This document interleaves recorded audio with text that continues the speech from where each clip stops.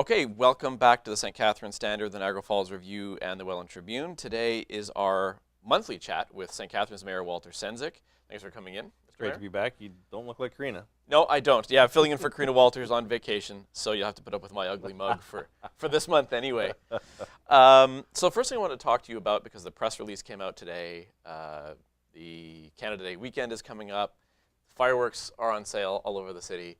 And the fire ban was announced today. So you can buy the fireworks, I understand, but you can't actually, right now anyway, set them off. And that was a decision made by the fire chief. And the fire chief has taken into account a number of issues and considerations. We've had plus 30-degree temperatures for the past week and a half. We've had very little precipitation, rain over the past 2 to 3 weeks.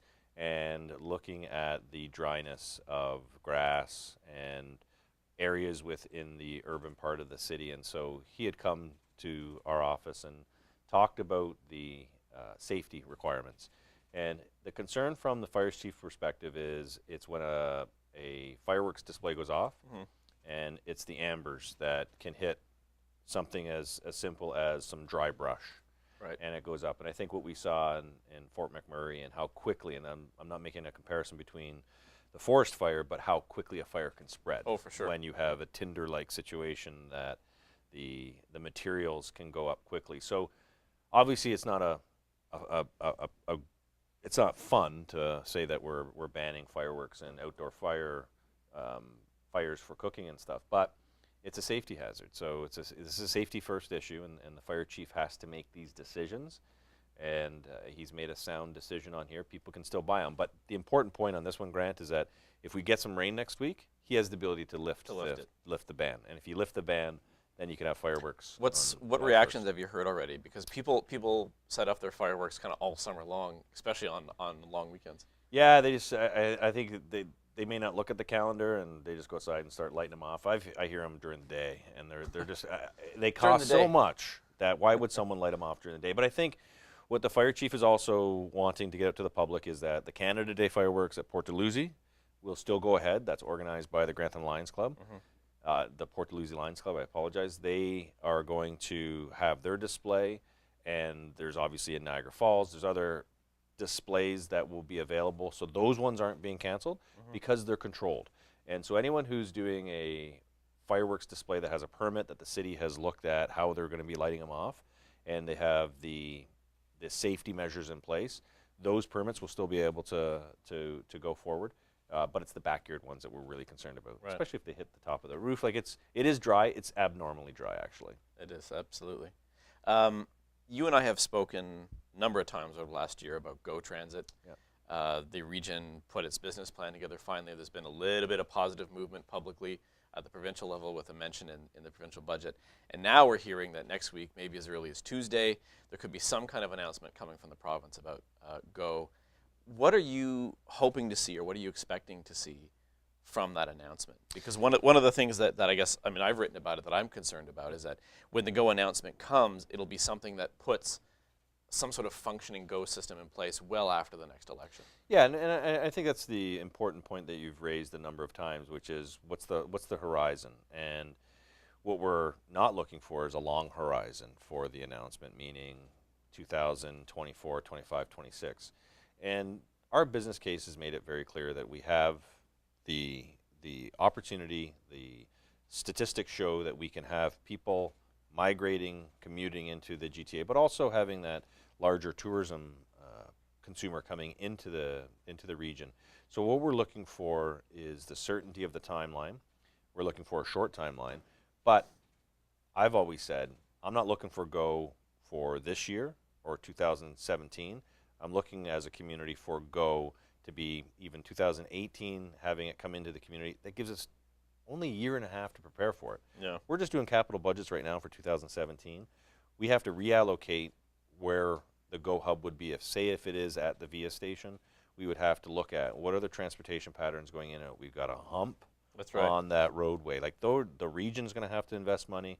We have to invest money. So having a timeline that we can work towards will make sure that when GO does arrive, that it has the seamlessness that the consumer is going to be looking for, which is access points in and out, making sure that our traffic patterns are in the correct areas, and then also the accessible points from a lot of different parts of, say, outside of Niagara, Thorold, Welland areas that will be feeding into it. So it's a big project, and I'm looking forward to next week if that's when they're going to be making the announcement. They said before the end of June, and I'm looking forward to it because I think we'll finally have an opportunity to say, okay, now the hard work begins, because this has been difficult to get the announcement, right? But then actually the infrastructure work is really where you're going to have to continuously push to make sure that we have everything done when it does arrive into the community. Do you think that the announcement, when it comes, will be announcing the whole Niagara line, so sort of Grimsby all the way to the Falls, or do you expect it will roll out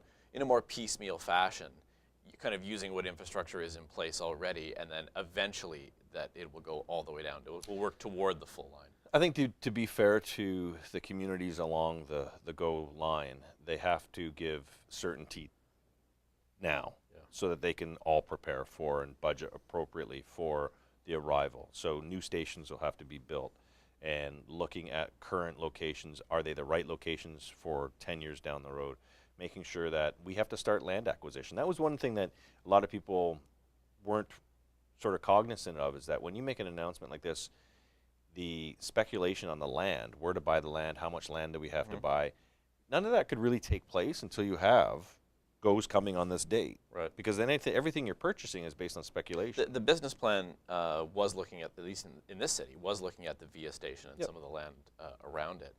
Is the city in a position to begin to allocate capital funds to that? I know the region has already set aside some money and is promising more. And that's where, with the announcement, we'll look at what is the dates that they're announcing their arrival, and then it'll allow us to partner with the region and say, okay, if you're committed to doing this at the VIA location, then we will reallocate our resources to ensure that we're going to be doing projects combined. We're not going to rip up the road or do something over here, and then the region comes along 2 months later and rips it up again. Right. We don't want that anymore. That's kind of frustrating for a lot of people. So we got to make sure that we wisely use the resources that we have, so that when the infrastructure is in place, it is going to be able to handle and absorb the kind of commuting traffic that'll be coming in and out. So if the announcement comes next week and says, hypothetically, GO line by 2018, 2019, how quickly does St. Catharines City Council need to move on your part of it in terms of land acquisition and getting all those other pieces that you talked about in place so that the work can actually start? So that'll be this budget cycle. So starting in September, we would have to have that discussion immediately. And I think this will allow us, which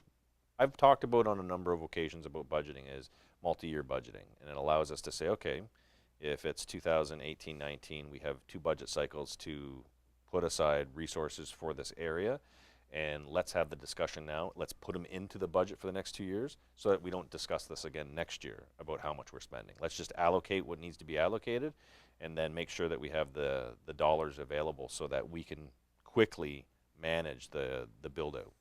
It's exciting. On the issue of budgets, in addition to being mayor, you represent the city at regional council. We've just heard that there is a fairly substantial social assistance deficit now. $1.3 million. Demand for discretionary programming has been much higher than I think was anticipated. And there's, as I understand it, there's no real contingency fund there in social services to kind of cover that. So from your point of view, what's the best option here? I know you have a particular interest in the compassionate city and attacking poverty and homelessness and those sorts of things in this city. Region-wide, and I guess people in St. Catharines, they depend a great deal on those programs at the regional level. So what can be done from your point of view to kind of make up that deficit in the short term? And then what does that mean for regional budgeting going forward in 2017? Well, the first part of the question is we can't allow the gap to withhold valuable life resources to people. So I was at the Niagara Furniture Bank yesterday, which is just on Ontario Street in St. Catharines, and they provide furniture for people who are on social assistance, and beds, dressers, tables. They outfit apartments for people on social assistance, and Scott came up and he said, the one harm about what's happening with Ontario Works is that these dollars come directly to these folks who need a bed to sleep on. And this reduction will have an immediate impact on someone who is migrating from sleeping on the floor to actually having a bed. Right. And so I hope we don't get into a discussion about, well, we've got $100 million in reserves at the region. We're not going to use any of those dollars. This has to be about how do we make sure that we mitigate the impact on the client, the person who's needing it the most, and at the same time preparing for if this is a new reality or if this is an opportunity to go to Queen's Park and say, you've made a mistake. There Do you needs think to be an that adjustment. second half has to happen anyway? I mean, regardless as how the regional Yeah. council decides to manage its budget, that at some point you got to go to Queen's Park and say, Oh, yeah. the funding formula is just inadequate. Yes, and that has to happen in parallel with making sure that the clients, the people who need the services are getting the services, and there isn't a misstep there. And at the same time, making the case at Queen's Park and saying there is a misallocation. You've got to increase it because I've seen where the dollars go; they're not being misspent. There are people living in challenging situations, and those dollars go right to those individuals. This is not about a frivolous expense. How challenging do you think it's going to be, or rather, will it be challenging to make that argument at council to say, cutting services to save this money, this $1.3 million, is really not the way to go, that we need to find the money elsewhere? Yeah, that's reckless. That would be a reckless approach to, I would challenge any of the councillors to go and stand in the shoes of those who are actually getting the benefit of those dollars and say to yourself, if we cut this and pull it out of the system, we're doing better for our community, and we're not. There's a taxpayer relief fund at the region. It's got about $27 million into it. Right. So whether you want to call it the taxpayer relief fund or you want to call it a relief fund, I'm going to call it a relief fund. And this is an opportunity where we can use those dollars as part of a relief to get us in front of Queen's Park and say, okay, you got to readjust this. We can't have the most vulnerable being in a position where they can't even have an opportunity to sleep on a bed and have a simple desk and chair in which to sit. That doesn't sit well with me. What else is happening at City Hall? We got council on Monday night coming up. So there's a new development in Meriton, part of the ongoing development from the folks would know at Johnny Rocco's, the Stone Mill Inn. There's an extension of that property. They've come through with a site plan approval. So we're seeing. One thing I want to say is Meriton's going through a lot of development. When you look at parcels of property that have been purchased for subdivision, townhouse, townhomes, the market right now is quite hot, and it's specifically in the Meriton area for development. But the housing market, I've talked to some realtors. They haven't seen a housing market like this in a long time. It's hot, and there hasn't been a time where you can go in the North End and you have 6-7 offers in a day on a bungalow, and they're getting $40,000-$50,000 over asking price. Wow. So ask us, we got to ask the questions, what's driving this? And we're starting to figure out what's driving it. There's a lot of people coming in. There's a lot of people coming in from the GTA, outside of Hamilton, coming into the community. I was going to ask, is that because when you go to a place like Toronto, housing prices have just reached an unaffordable level, so they're starting to look farther afield. Where even Burlington, Oakville, those are very expensive units so people are coming into the Niagara area. They're seeing the investments that have been made in St. Catharines, and it's younger families. So that's great to see, and it's just making sure we have an understanding. And what I don't want to see as the mayor of the city is that we get an imbalance of affordable housing, an imbalance of the housing stock that forces a sort of shift in who's living in the city. We need to have that strata of affordable housing that's affordable for your price range, you being the public in terms of what you're able to afford. And so we got to be mindful of that. And when new developments come into place, we got to talk about to the developers, what are you building? What's the affordability of the homes? What are the price ranges? And we have those tools within our planning department to be able to ensure that we have a good, healthy cross-section of affordable housing and housing in our community. So that's an important part of community building, city building. And I would rather get in on the ground floor than 5 years from now go, wow, we should have put in more to keep the diversity. And this comes up Monday. And that's the housing unit that's coming up on Monday in terms of the development. There's other things that are happening in the city. That's the big one, and I just pull that one out because it shows that people are still building in the community, and that's an important part. It's heading into summer, so it's a good time to be in the city. All right. Thank you very much, Walter, for coming in and talking with us today. Always a pleasure. So that's this month's chat with Mayor Walter Sendzik, and we'll see you next month.